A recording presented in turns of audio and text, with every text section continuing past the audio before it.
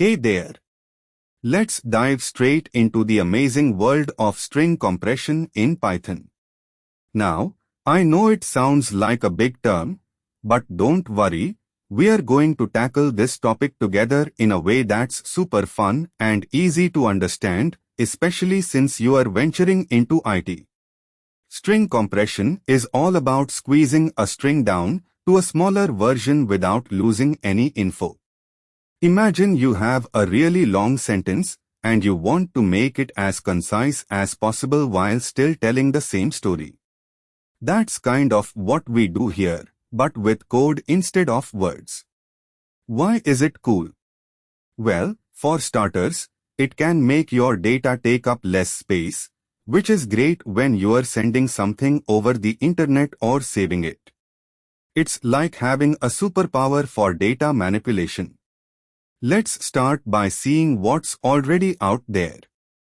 Compression in Python can be as simple as counting the occurrences of a character in a string and writing them down, or as complex as using libraries that implement sophisticated algorithms.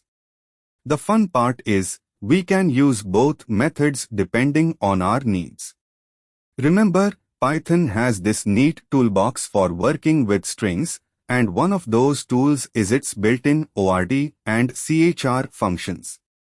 But here, we'll focus on something a bit different and practical.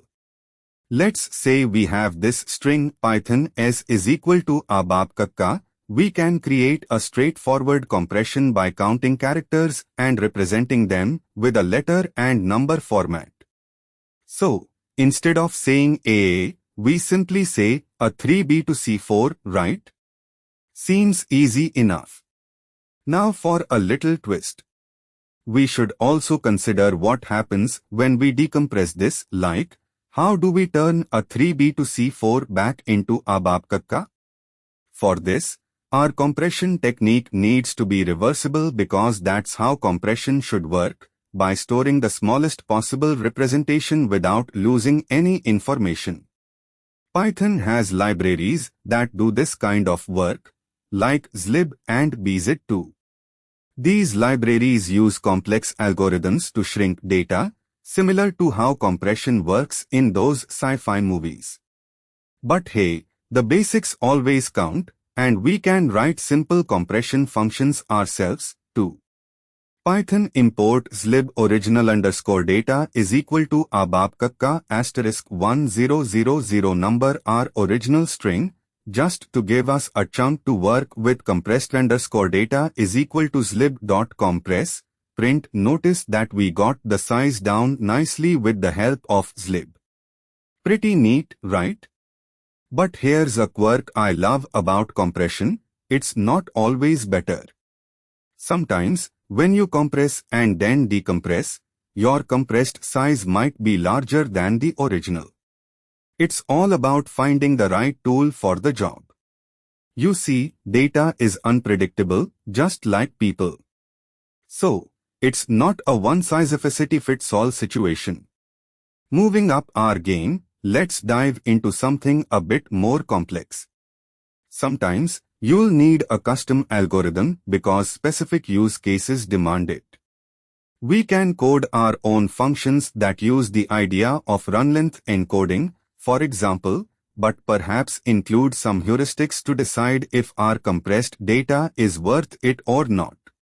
Python definite my_compress, if lay 256, return original underscore data hash return the original data if size benefit is negligible. Compressed underscore string is equal to count is equal to 1 prev underscore char is equal to string for char in string, if char is equal to prev underscore char plus 1, count plus is equal to 1 else. Compressed underscore string plus is equal to prev underscore char plus str prev underscore char is equal to char count is equal to 1. Compressed underscore string plus is equal to prev underscore char plus str return compressed underscore string, lay compressed, is underscore better is equal to my underscore compress print. Sometimes, the trick to efficient compression is in the details, and understanding how compression algorithms work is as exciting as unlocking a new level in a game.